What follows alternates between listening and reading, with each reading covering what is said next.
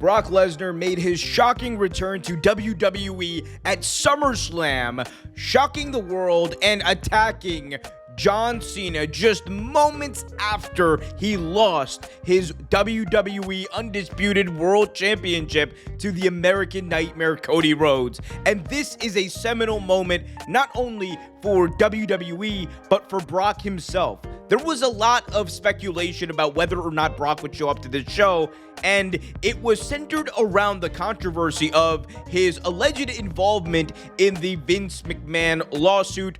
Lesnar, of course, was not identified officially, but was in a certain way implicated in the lawsuit as someone McMahon was allegedly trafficking Janelle Grant to, and it looked like for a while that he was persona non grata in WWE because of these revelations. However, WWE and TKO seem to have at least gotten comfortable with the idea of having Brock Lesnar back into the fold, and of course this is for many reasons. Number one, first and foremost, it was because of the splash moment needed in order to make SummerSlam the spectacle of the summer that it has come to be.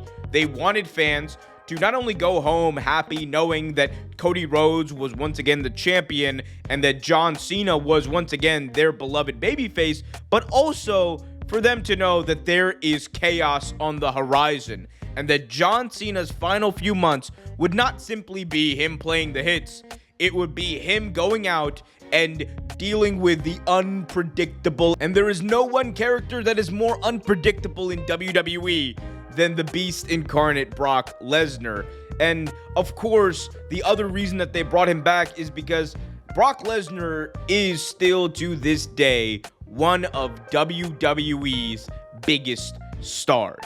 And in an era where WWE cares more about star power than perceived feelings of the fans, in an era where WWE cares more about having that extra oomph on a pay-per-view or a show, in an era where WWE understands that having Brock Lesnar is going to make them a boatload of money, that is the priority, plain and simple. That is not me agreeing with that notion. That is not me saying that it is the correct and morally just thing to do. It is just a matter of fact given where WWE is. Now, the ultimate question is not only what is Brock going to do, but whether or not WWE deserved criticism for this. And the first question is a lot easier to answer. He's going to be facing off against John Cena. It looks like they are building up to a dream match, the final encounter between John Cena and Brock Lesnar. Two men who trained together in OVW back in Louisville when they were both just coming up in this business. Two men whose careers have been tied to each other, and two men who have walked very different roads to get to the top of the mountain in WWE. Brock was the original guy in 2002 that Vince McMahon and The Office fell in love with. He was the original guy who got that push. And it wasn't until Brock quit on WWE in 2004 that Cena was given the opportunity to take that mantle. And to say that Cena took with it and ran would be an understatement. John Cena, for the better part of the past 20 years, became the star that everyone expected Lesnar to be in 2002. And there's so much interesting storytelling that is on the table for WWE if they decide to go down that route. Now, of course, the other piece of this that makes it more interesting is that it is going to be the final encounter between these two. We've seen them go head-to-head, toe-to-toe several different times over the past couple of years, but the final time would be absolutely insane. And given what John Cena just did with the American Nightmare Cody Rhodes, we can probably expect it to be just as insane. Now, of course, we get to the part of the critique. And if you are WWE, we understand that you want to make money. It is understandable that you are in a mode where you are trying to maximize profit. You are putting ads on the arena, ads on the ring, ads everywhere.